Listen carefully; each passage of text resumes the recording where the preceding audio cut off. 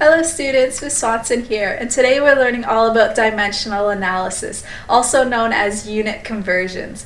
This has to do with taking information that's in one set of units and converting it into another, like changing from centimeters into meters or from kilograms into pounds, that sort of thing. So let's take a look at our learning goal for today. You should be able to perform dimensional analysis, including that requiring multiple steps, or exponential unit conversion factors, and we'll see what that looks like in a minute.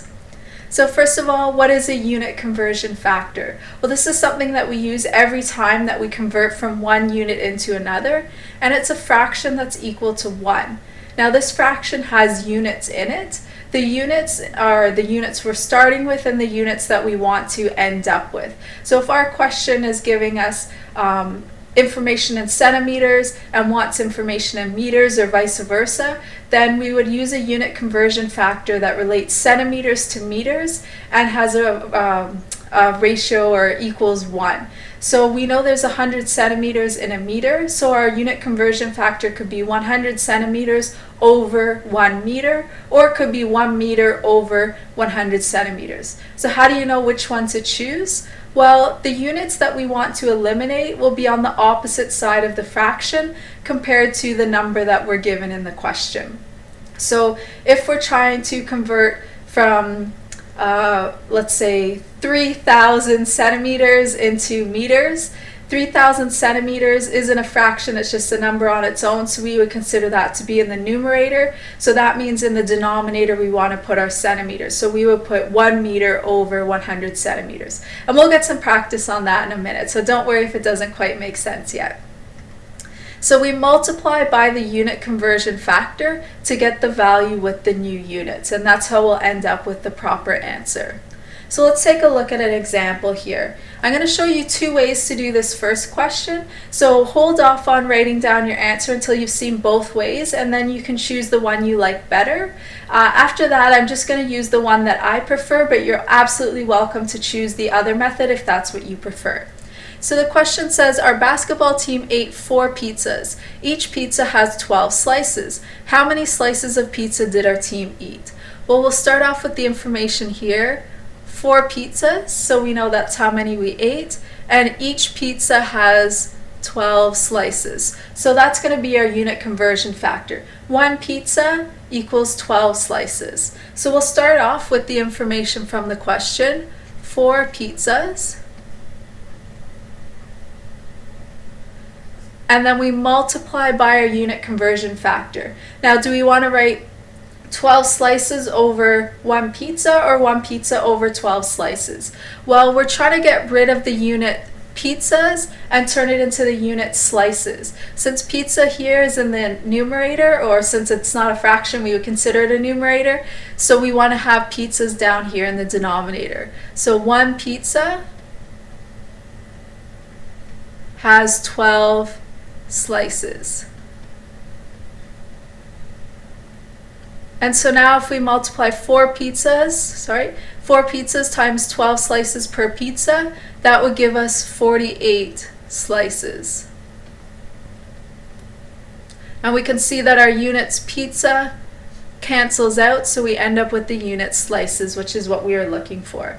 Now let me show you a different way of doing this. It's the exact same steps, but it just looks different. And for some people in their minds, having that sort of I guess organization can be easier for them. So let's look at the same question here. So we still have 4 pizzas and each pizza with 12 slices. So we'll start off by drawing a line. Hopefully yours is a little bit more straight than mine was right there.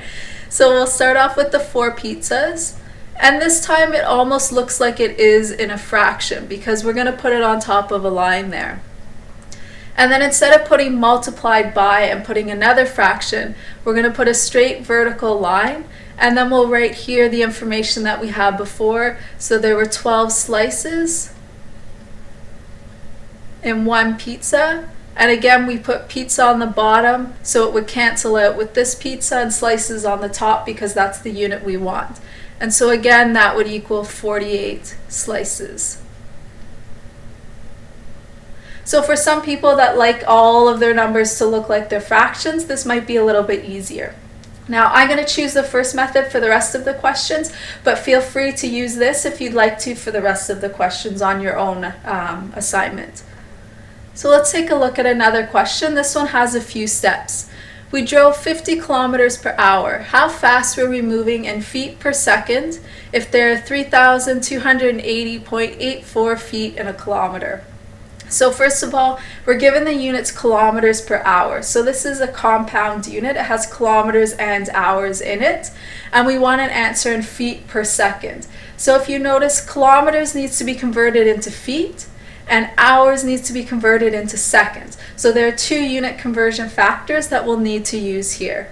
So we'll start off with the information we're given from the top, so 50 kilometers per hour.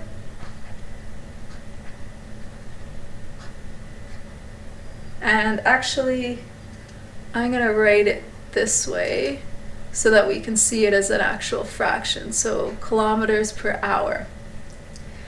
And let's start off with the kilometers. We want to turn the kilometers into feet. So we know there are 3,280.84 feet in a kilometer. Which do we want on top, feet or kilometer? Well, we're trying to get our answer in feet. We're trying to get rid of kilometers. So kilometers will go in the denominator since kilometers is in the numerator over here. So we'll put 3,280.84 feet per 1 kilometer. And now we need our unit conversion factor for the seconds. So we're given information in hours and we want to have information in seconds. So there are 360 seconds per hour. Which do we want on top? The seconds or the hours? Well, we're trying to get rid of the units hours. Right now hours is in the denominators, which means we need the hours up here in the numerator. So in 1 hour, there are 360 seconds. And if we do all of that multiplication there, we're going to end up with 46 feet per second.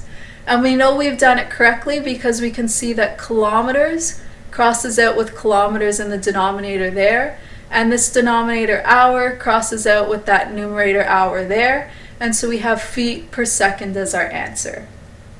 All right, let's try one more. This time we're going to be looking at what happens when you have unit conversion factors that are raised to an exponent. So when a unit conversion factor is raised to an exponent, it's almost like applying that unit conversion factor that many times as there is in the exponent. So if we have this as our question, 4 centimeters cubed, and we want the answer in millimeters, we know there are 10 millimeters per centimeter. Since it's asking cubed, we need to apply that 3 times. So if we wrote it out long, it would look like 4 centimeters cubed times 10 millimeters per centimeter times 10 millimeters per centimeter times 10 millimeters per centimeter. So that's what it means when we have our unit conversion factor raised to an exponent. And then this would be our answer, of course. So let's take a look at an example like that one. So my apartment is 400 feet squared. How big is this in square meters? And again, you've got some information here about the unit conversion factor. So let's start off with the information we have, 400 feet squared. And then we're going to multiply that by our unit conversion factor. We have the ratio of feet to meters. Which ones do we want in the numerator? Which ones do we want in the denominator? Well, right now feet is in the numerator, so we want to get rid of that. We'll put it in the denominator.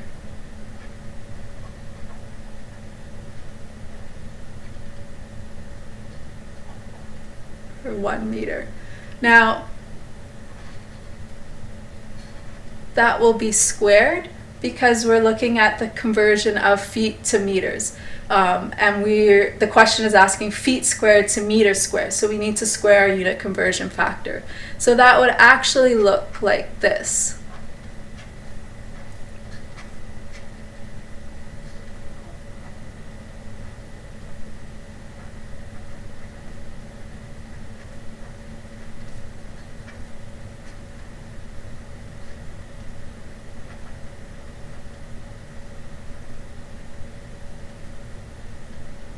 Now, if you don't want to write out this middle step here, that's all right. You can go directly from here to the answer as long as you can know, or as long as you know that you can do it without making a mistake. So if we do that multiplication there, we end up with 37.2 meters squared.